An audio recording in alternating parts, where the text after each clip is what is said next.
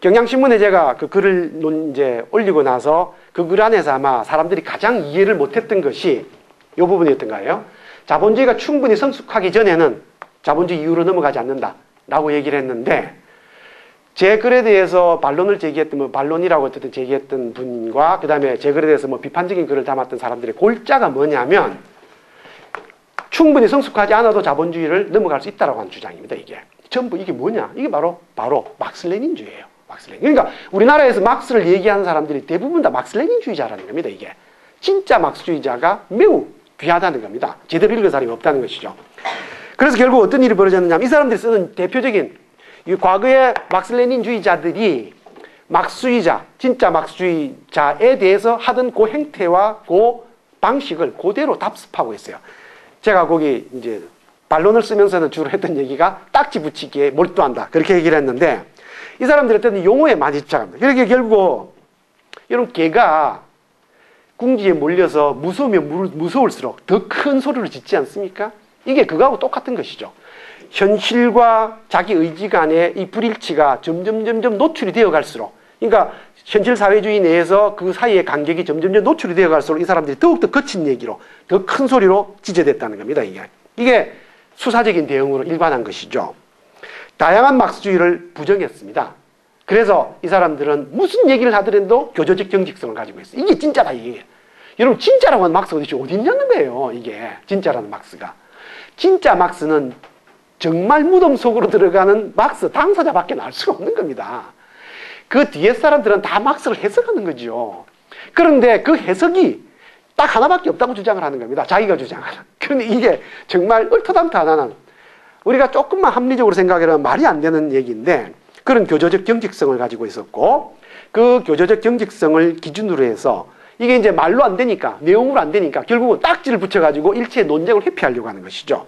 그래서 아까 나왔던 카우스키에 대해서 레닌이 붙였던 말, 레네가시라고 부르는 배교자, 그 다음에 도당, 그 다음에 패당, 뭐 수정주의, 계량주의, 사민주의, 기회주의, 그 다음에 뭐 대중추수주의, 종파주의, 뭐 이런 얘기 많이 들어보셨죠, 이게.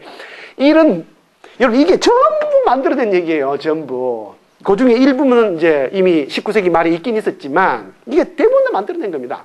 이렇게 거친 말을 만들어낸 이유가 뭐냐? 자기의 의지와 현실의 불일치를 은폐시키기 위해서는 이런 거친 수사가 필요했었다는 것이죠. 그 다음에 비정상적으로 과장된 용어를 많이 씁니다. 뭐, 옛날에 소련에서 많이 썼던 말이죠. 위대한 레닌 동지, 그죠? 그 다음에 뭐, 영웅적인 뭐, 투쟁, 초인적인, 뭐, 선도적인, 샛별, 그 다음에 뭐, 별, 뭐, 전부, 태양, 뭐 이런 거. 전부 이런 게 그런 겁니다. 이런 그 아주 정말 조악한 이런 수식어를 써야만 했던 이유, 그게 뭐냐? 그게 결국 현실이, 진실이 자기들을 주장을 도저히 설명할 수가 없으니까, 진실이 아니니까 자기들이 서 있는 현실이. 이걸 말로 은폐시킬 수밖에 없었다는 겁니다.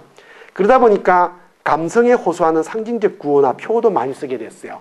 그래서 우리가 그 소비에트 연방공화국을 보면 낫하고 망치잖아요. 낫, 곡괭이, 망치, 죽창, 그 다음에 깃발, 붉은색, 태양, 샛별. 아마 이 이상한 이제 말하자면 그 대중동원적인, 사실 이건 대부분 다 히틀러에게서 배워온 것인데, 히틀러가 쓰던 그 전체주의적 수법을 전부 다 들여서 쓰고. 여러분, 이거를 사실 저는 막스주의자입니다. 저는 고백하자면 막스주의자입니다. 근데 저는 절대 동의할 수 없어요.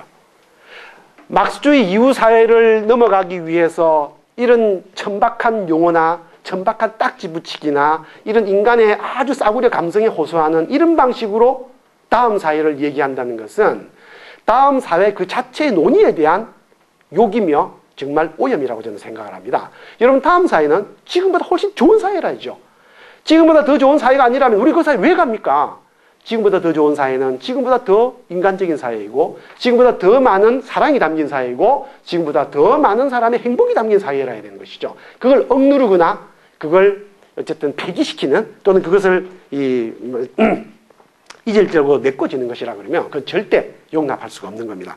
그래서 막스를 둘러싼 우리가 많이 알고 있는 보통 전체주의적 색깔을 가지고 있는 것, 그렇죠? 그런 오해는 전부 막스와는 무관한 막스 레닌주의, 여기에서 출발한 것이다. 막스 레닌주의가 그런 거친 수사법을 쓸 수밖에 없었던 까닭은 자신이 디디고 있는 현실이, 자신이 지향하려고 했던 의지와 너무 간격이 컸고, 그 간격을 이 사람들이 어떻게든 간에 은폐시키고 정당화하려고 그런 노력을 할 수밖에 없었다. 그걸 이제 얘기하는 것이죠. 그래서 이제 보통 우리가 오야와 관련된 주요 개념들 몇 가지를 조금 설명을 드리죠.